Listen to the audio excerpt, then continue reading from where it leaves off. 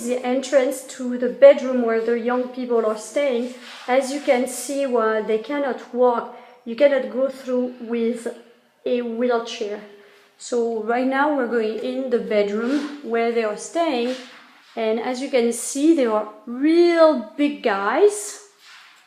Hello!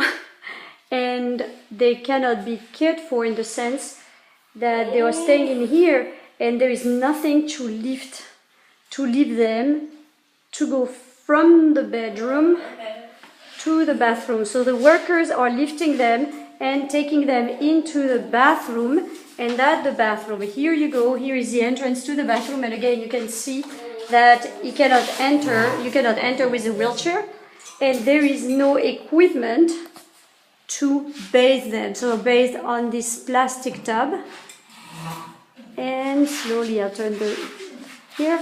And here they are brought to this bed to be dried.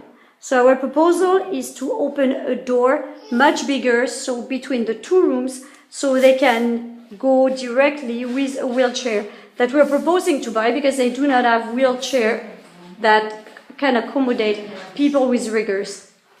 Then we are also proposing to work with their play area. This is a play area. As you can see, there is nothing. So we are proposing to try to buy carpets to put on the floor, stimulating equipment, and to buy a wheelchair that can accommodate somebody with rigor.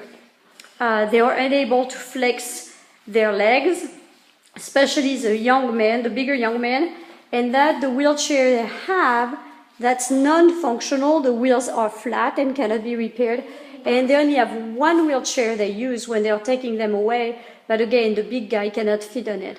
So we are proposing to buy equipment to lift those young men, to rearrange the access to the bathroom, and also buy wheelchair that will be sustainable, workable for those young people.